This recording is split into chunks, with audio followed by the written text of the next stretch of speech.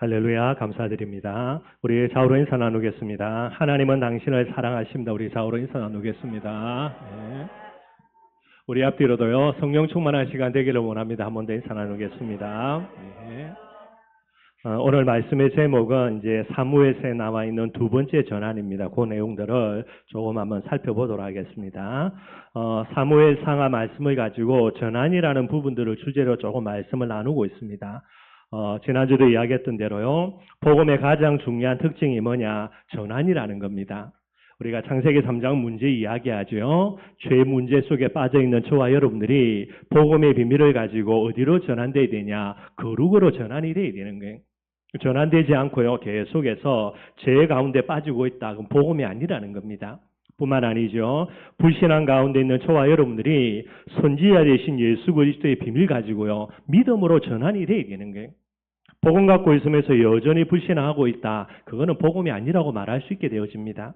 뿐만 아닙니다. 저와 여러분들이 왕 되신 예수 그리스도의 복음 가지고요, 마귀의 종노릇 하고 있는 저와 여러분들이 이제는 뭐로 전환돼야 되냐? 마귀를 대적할 수 있는 부분으로 전환이 돼야 되는 거예요. 전환되지 않는다. 계속해서 마귀의 종노릇 한다. 물론 이 사람이 복음을 갖고 있기 때문에 구원은 받을지 모르겠지만은요, 죽어서는 천국 갈지 모르겠지만은 이 세상에서는 복음의 축복과 응답을 절대로 누릴 수가 없게 되는 거예요. 복음이 복음되기 위해서는 뭐 해야 되냐? 우리의 삶들 속에서 반드시 전환이라는 일들이 일어나야 되는 거예요.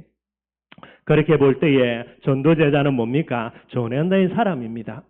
전환되지 않고요, 내가 나가가지고 예수 믿으라 이야기할 수 있겠죠. 그러나 우리가 말하는 전도라는 것은요, 내 걸음 앞에 하나님이 생명을 예배해놓고 그와 나의 발걸음을 인도하는 게 올바른 전도의 비밀이 됩니다.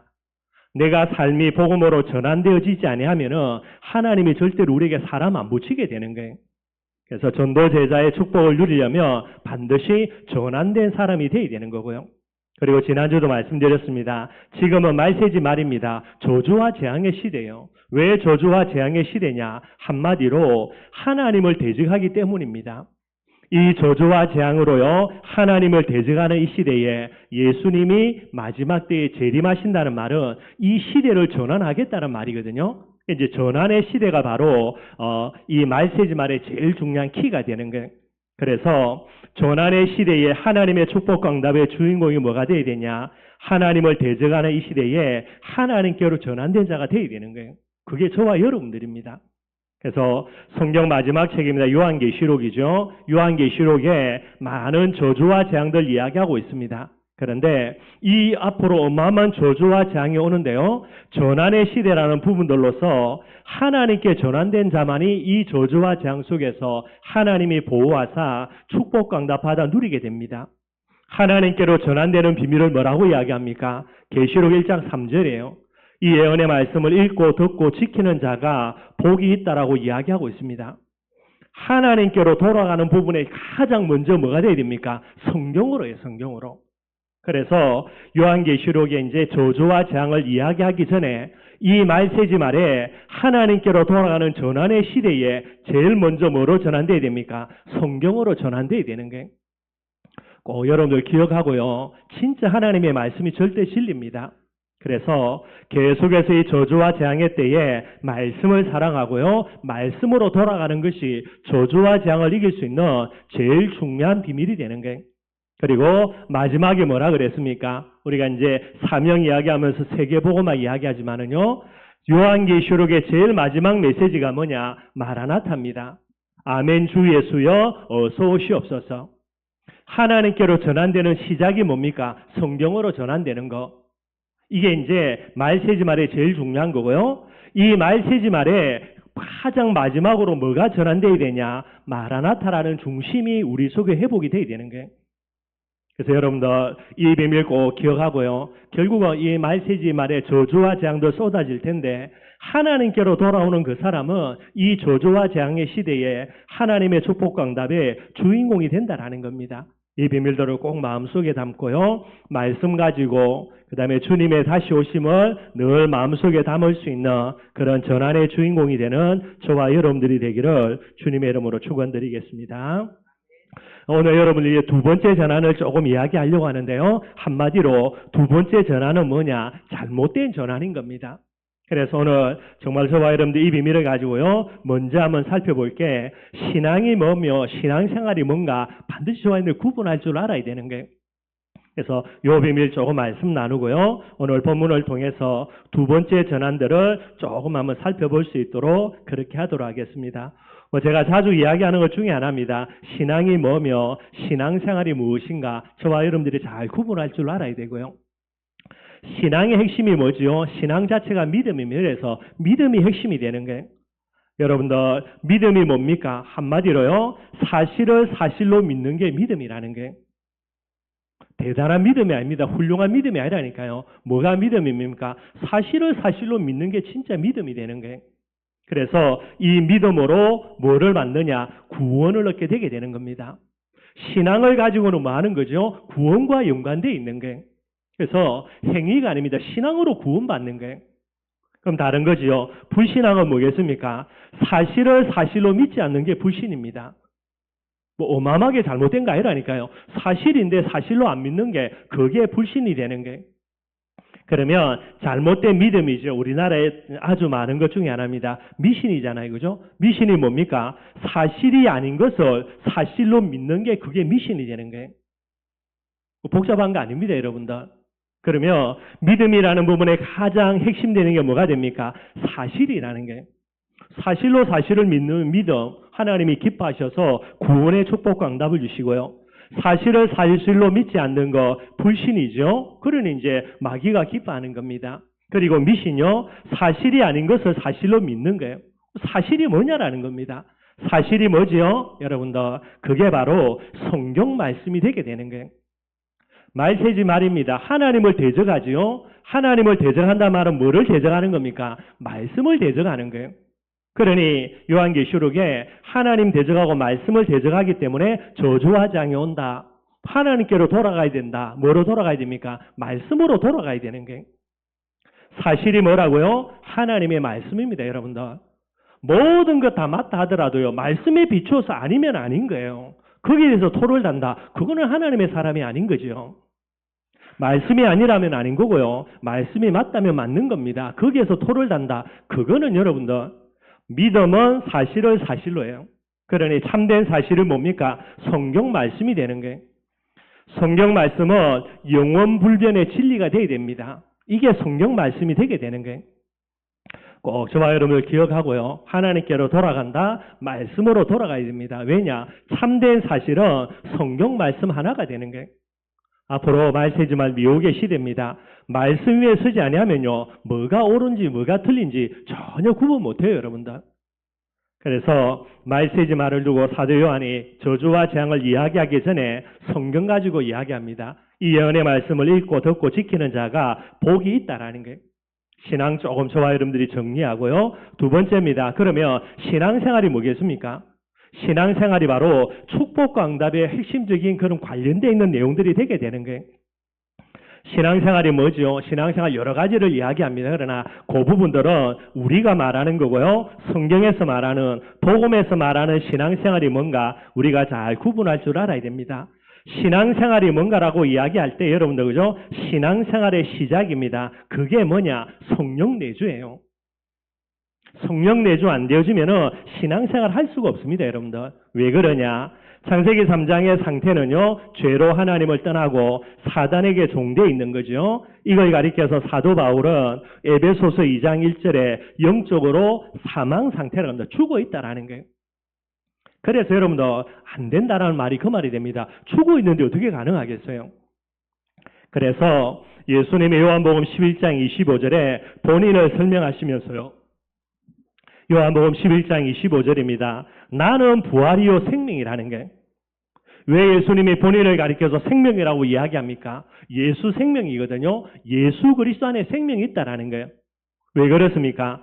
결국 여러분들 창세기 3장 속에 있는 사람은 영적으로 사망 상태입니다. 영적 시체라니까요. 그래서 반드시 뭐가 필요한 겁니까? 생명이 필요한 거예요. 그래서 예수님은 나는 부활이요 생명이다 이야기하고 있어요. 이 생명 대신 예수 그리스도를 영접하게 될 때에 우리는 하나님의 자녀가 되게 되는 겁니다. 그걸 구원받았다라고 이야기하는 거예요. 그래서 구원은 믿음으로 받는 겁니다. 행위로 받는 게 아니에요. 예수 그리스도를 구주로 영접하고 한 번도 예배 안 드려도 진짜 영접했으면 그 사람은 죽으면 천국 가는 거예요. 행위가 아닙니다, 여러분들. 그래서 예수 그리스도를 구주로 영접할 때 하나님의 자녀가 되는데요. 하나님의 자녀된 그들에게 하나님이 주시는 응답이 뭐냐? 로마서 8장 2절입니다. 성령을 주시는데 이 성령이 뭐지요? 로마서 8장 2절에 생명의 성령이라는 게 계속해서 여러분들 생명을 가지고 이야기합니다. 나는 부활이요 생명이다. 그리고 성령 하나님도요 생명이다라고 이야기하는 게 요한복음 14장 16절입니다. 보혜사를 너희에게 주사 영원토록 우리와 함께 있게 하겠다라는 게 그래서 고린도서 3장 16절에 뭐라고 이야기합니까? 하나님의 성전이다라고 이야기하는 게 저와 여러분들이 신앙생활을 한다라고 이야기할 때 그 전제 조건입니다. 전제 조건 뭐가 돼야 되죠? 하나님이 성령으로 우리 안에 계셔야만 그 다음에 신앙생활이 가능해지게 되는 거예요. 뭐 내가 열심히 한다 그게 신앙생활 아니라니까요. 그래서 성경이 이야기하는 대로 여러분들 성령 내주는요. 성령을 선물로 받는 것은 누구만이 할 수 있습니까? 하나님만이 할 수 있는 거예요. 성부 하나님이 성자 예수님을 통하여서 예수 그리스도 이름으로 우리에게 성령을 선물로 주시는 거예요. 이게 이제 구원의 증거가 됩니다. 그러면 여러분들 신앙생활이 뭐라고요? 이제부터 신앙생활이 이제 올바르게 시작이 되는데 첫 번째가 뭐가 됩니까? 성령 충만함이에요. 왜 성령 충만 이야기하냐? 신앙생활의 본질은 성령 인도 받는 게 신앙생활이에요. 신앙생활을 잘한다, 뭐 열심히 기도 많이 하고요, 전도 많이 하고, 그거는 그 다음이고, 본질 중에 본질이 뭐가 됩니까? 성령인도 잘 받는 게 신앙생활 제일 잘하는 게. 성령인도 받으려고 하니까 전제 조건이 뭐가 돼야 됩니까? 하나님이 내 안에 계셔서 나를 인도해야 돼요. 나를 인도하지 아니하는데 내가 성령인도 받는다. 어떻게 받아요, 여러분들? 하나님이 나를 인도하셔서 내가 하나님의 인도받는 게 신앙생활의 핵심이니까요. 하나님이 하늘 보좌 우편에서 우리를 인도하는 게 아니고 하나님이 지금도 내 안에 성령으로 함께 계시면서 나를 인도하는 거예요. 성령 인도 받기 위해서는 뭐가 돼야 된다? 성령 충만 받아야 되는 거예요. 성령 충만함의 핵심입니다. 갈라디아 2장 27절 우리 잘 아는 말씀이죠. 이게 성령 충만함의 제일 중요한 내용이에요.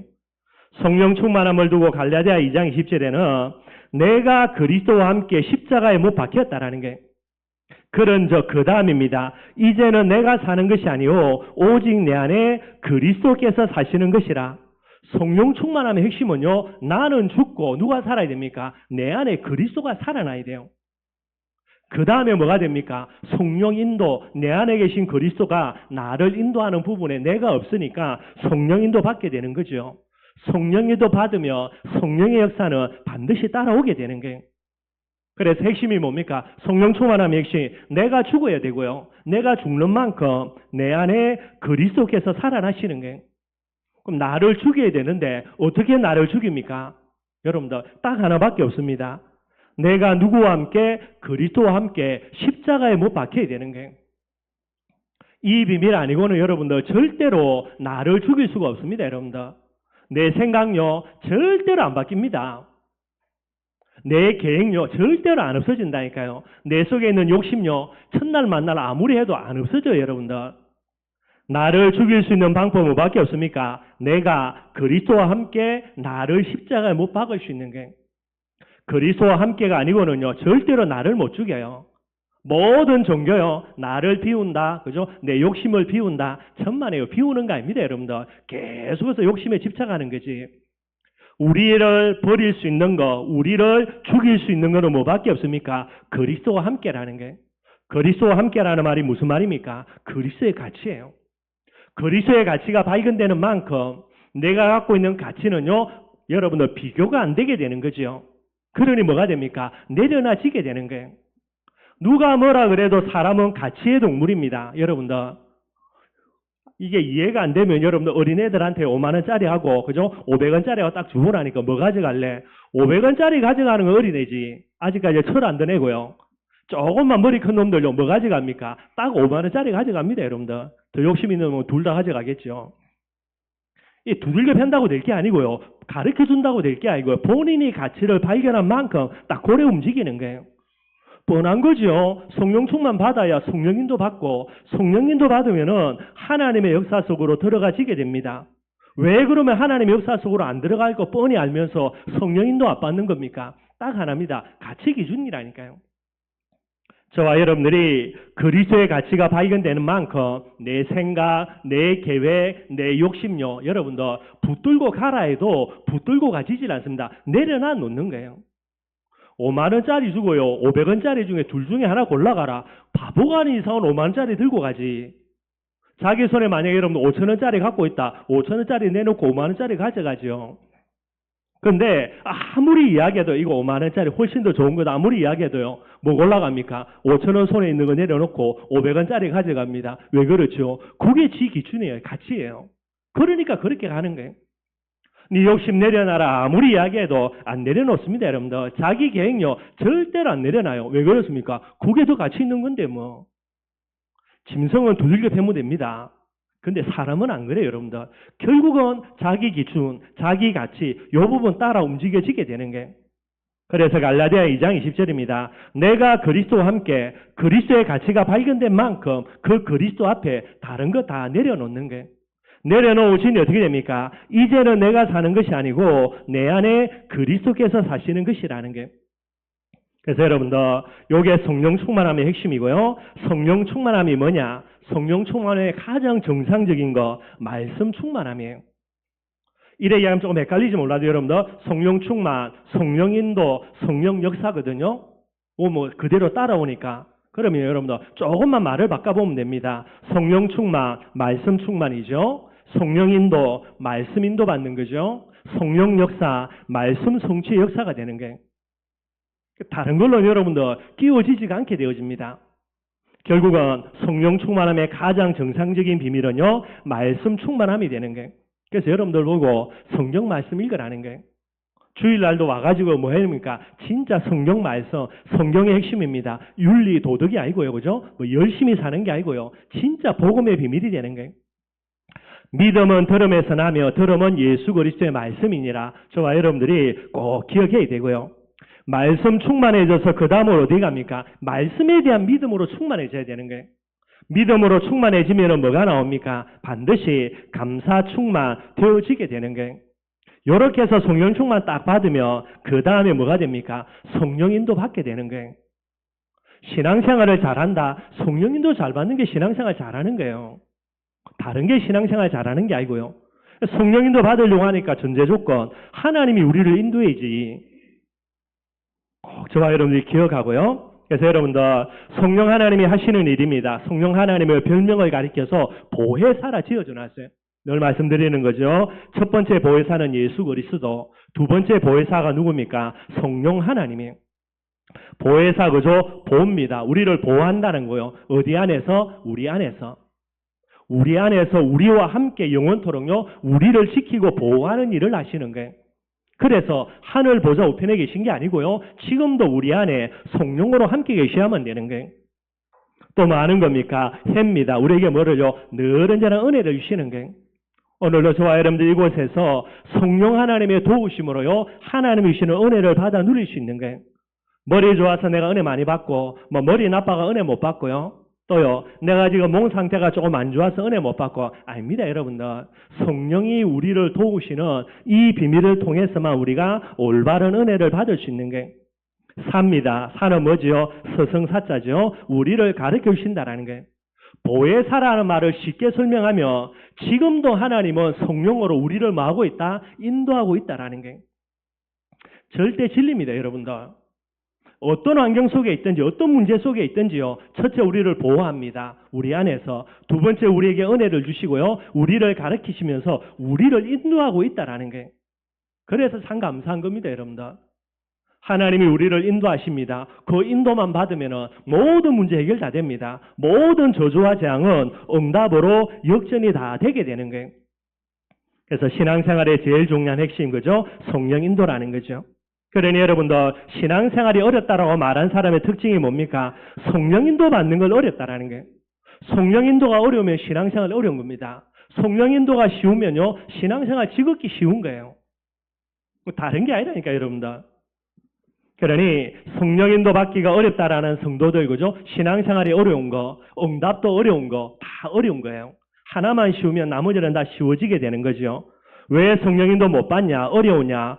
자기 욕심과 야망에 사로잡혀서 인본주의 쓰기 때문에 성령인도 못 받는 거예요.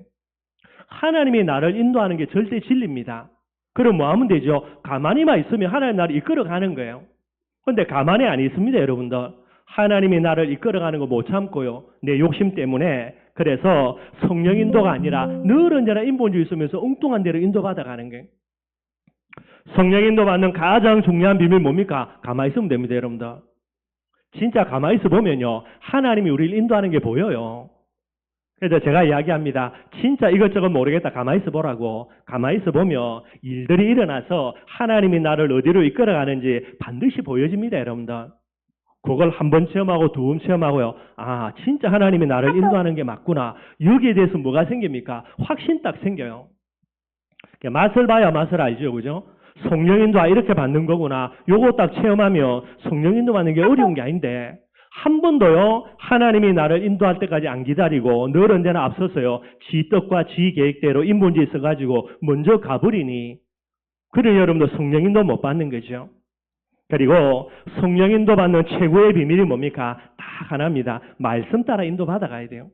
시편 109편 105절요. 주의 말씀은 내 발의 등이요 내 길의 빛이 나이다. 말씀 따라가야 돼요.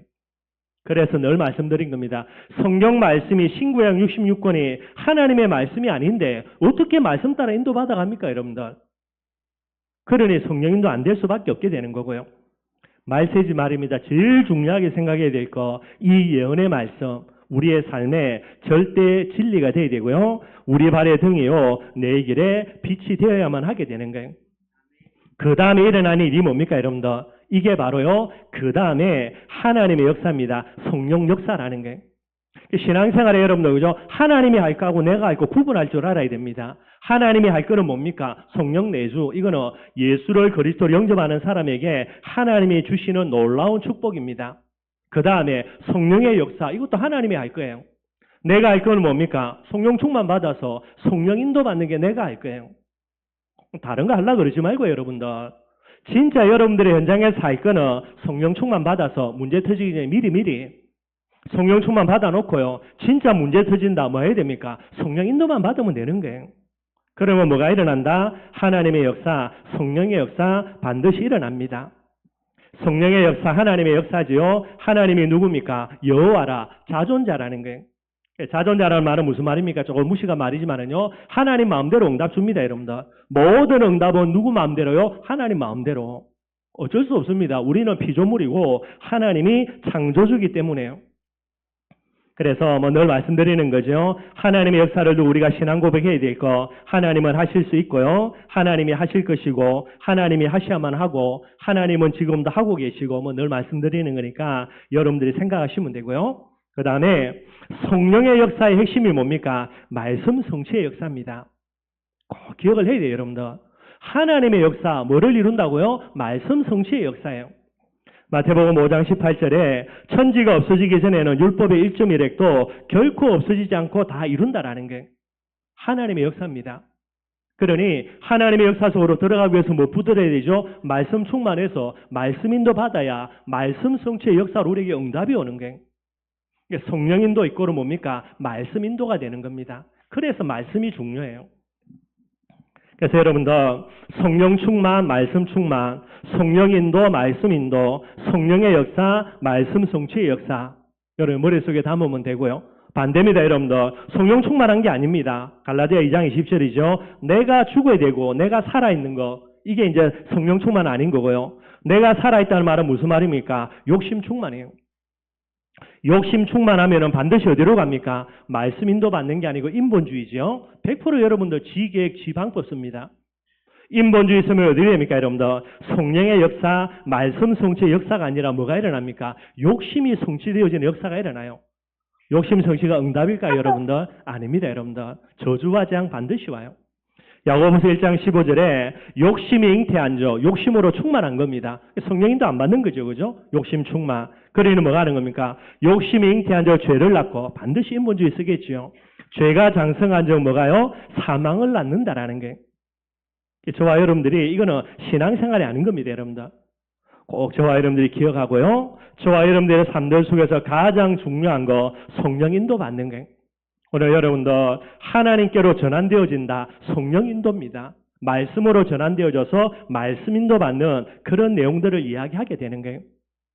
오늘 두 번째입니다. 오늘 본문을 통하여서 사무엘 상하에 나타나 있는 두 번째 전환을 조금 한번 살펴보도록 하겠습니다. 지난주에 여러분들 사사기 말씀 정리하면서 사사기 21장 25절에 350년 사사시대의 저주와 재앙에 대한 사사기 저자의 결론이 있죠. 분석해놓은 게 있어요. 그게 뭡니까? 그때에 그죠? 이스라엘의 왕이 없으므로 사람이 각기 자기의 소견에 옳은 대로 행하였더라. 지난주 말씀 나눈 거예요. 왜 350년 동안 계속해서 저주와 재앙이 반복되어지는가? 두 가지 이야기합니다. 첫째는 뭐죠? 하나님을 왕으로 섬기지 않았던 이스라엘 백성입니다. 그래서 문제가 오는 거예요. 내가 전도제자가 맞다, 복음의 사람이 맞다, 내 인생의 주인 누가 돼야 됩니까? 반드시 하나님 돼야 돼요. 저와 여러분들의 산업의 주인이 누가 돼야 됩니까? 하나님이 돼야 됩니다.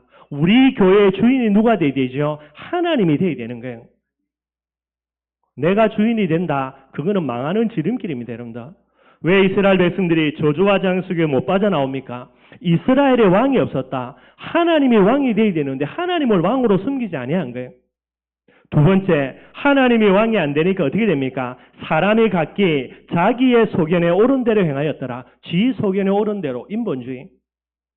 우리는 뭐 해야 됩니까? 하나님을 왕으로 섬기고요. 자기의 소견에 옳은 데가 아닙니다. 뭐대로요? 말씀대로 살아야 돼요.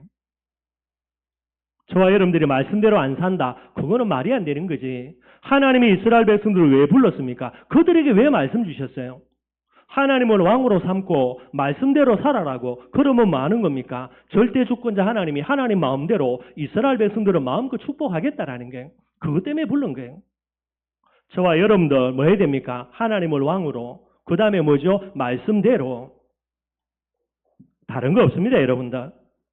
그런데 이 사사기 성경에 나와 있는 중요한 이 원인에 대한 분석인데요. 이스라엘 백성들의 분석이 뭐가 됩니까? 잘못돼 버린 거예요. 착각입니다, 여러분들.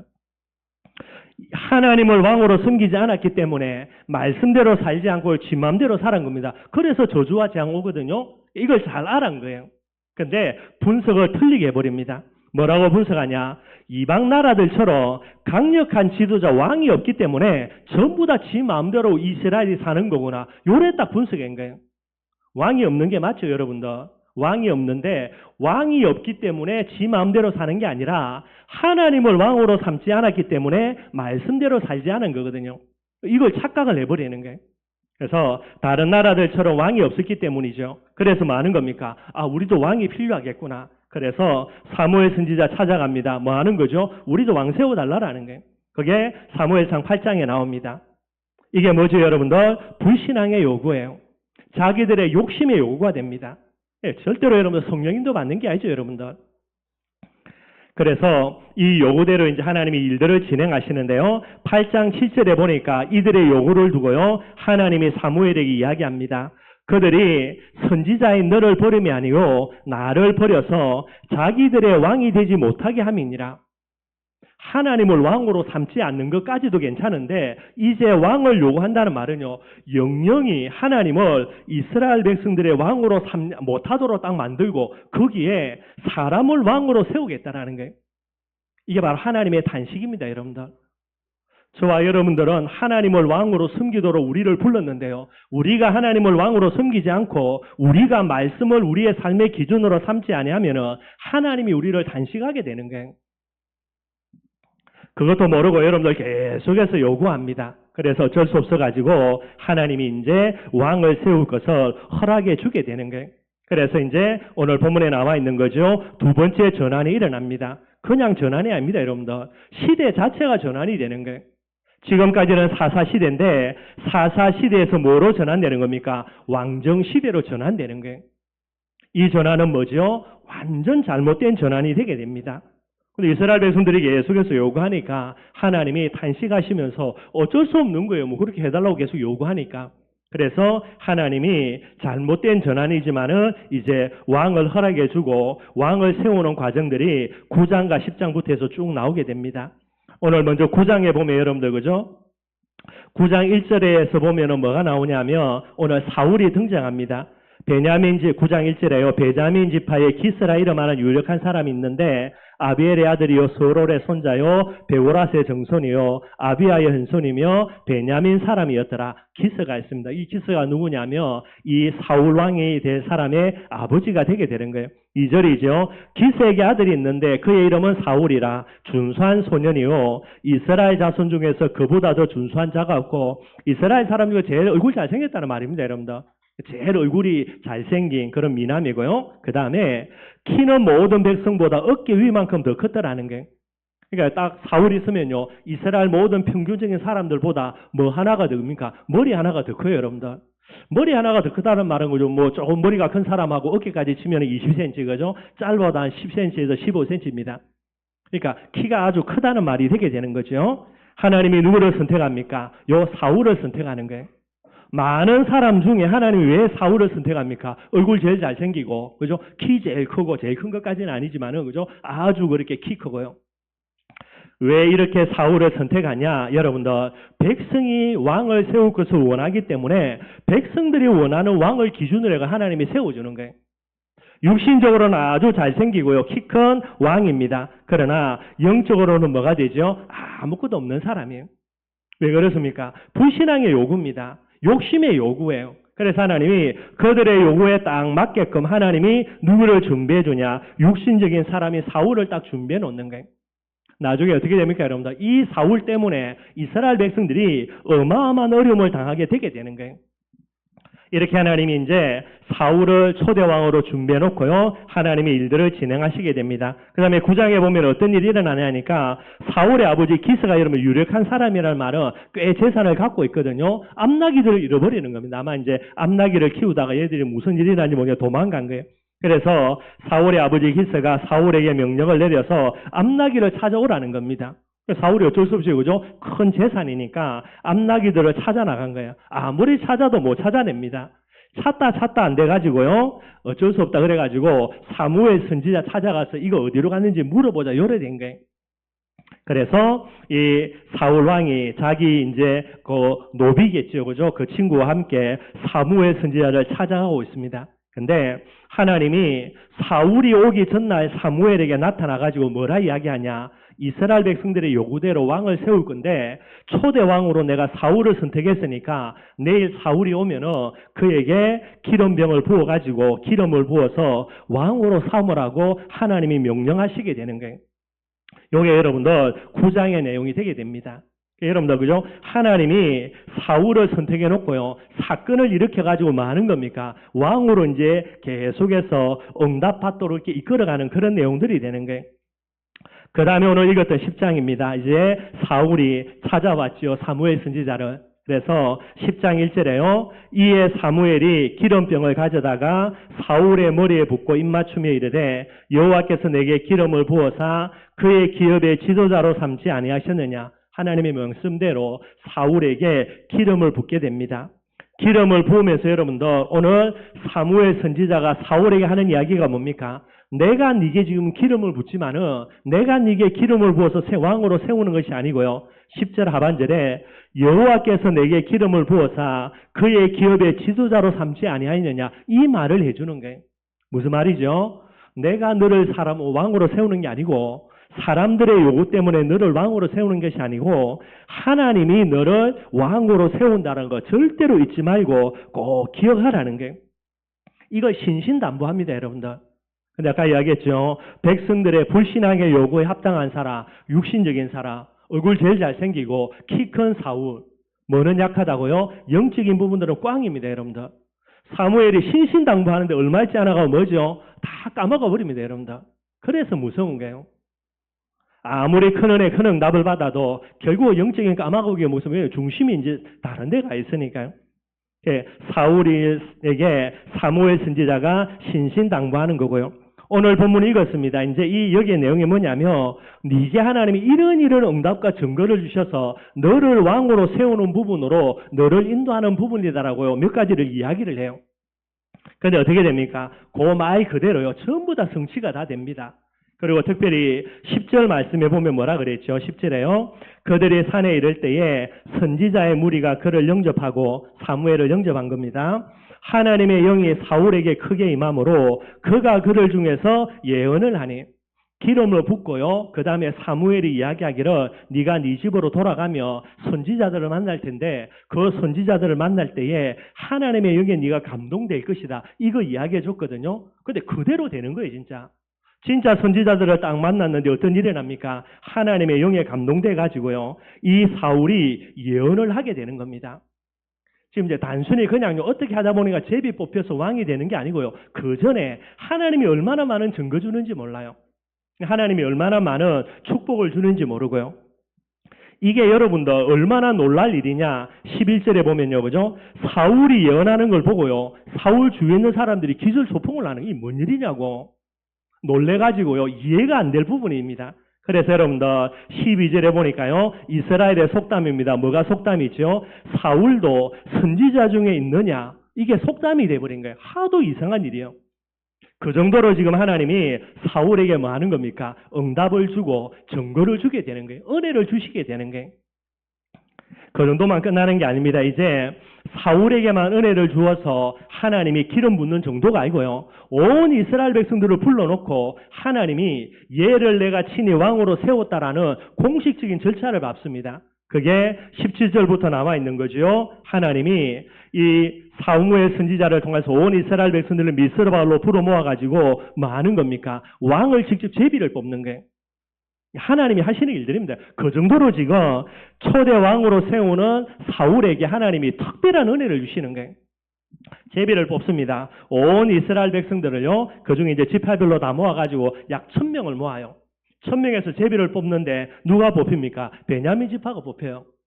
그래서 사무엘 선지자가 베냐민 지파의 모든 가족 우두머리들 다 불러 모읍니다. 또 제비 뽑습니다. 누가 뽑히죠? 여기에 보니까 마들이라는 사람이 뽑혀지게 됩니다. 그리고요, 마들이가 뽑혀가지고 마들이의 가족들 중에 모든 남자들 또 다 불러 모아요. 또 제비를 뽑습니다. 누가 뽑히죠? 사울왕이 뽑히는 거예요. 이미 기름 부음 받았습니다. 왕으로 세워도 되는데요. 하나님이 온 이스라엘 백성들이 아무 말 못하도록 제비를 딱 뽑아가지고요. 왕으로 세워나가는 게 오늘 본문 말씀이 되게 되는 거예요. 왕으로 이제 제비 뽑혔습니다. 나중에 보니까요. 제일 얼굴 잘생겼지. 거기다가 키도요. 그죠? 본인들보다 훨씬 많이 크지. 그래서 24절에 보니까 모든 이스라엘 백성들이 사울이 왕이 되는 걸 보고 만족해가지고요. 왕의 만세를 외치면서 난리 난 겁니다. 할렐루야 아멘 하고요. 이게 이제 24절 내용이 되는 거예요. 그럼 알아야 될 게 있습니다. 백성들은 그들의 마음에 들어서 할렐루야 아멘 하지만은요. 하나님의 마음에는 맞다 안 맞다? 안 맞는 사람이에요. 그래서 문제가 되는 거예요. 왜 그러면 하나님의 마음에 안 맞는 사람을 세웁니까? 불신앙의 요구니까 백성들의 욕심의 요구예요. 이미 출발 자체가 틀린 겁니다. 그렇게 해서 어찌됐든 간에 백성들의 요구대로요. 하나님이 불신앙의 응답 주셔서 누구를 세웁니까? 사울 왕을 세우게 되게 되는 거예요. 그래서 여러분들 이제부터는 이제 사사 시대가 끝나고 잘못된 전환이지만은 왕정 시대로 이제 접어들게 됩니다.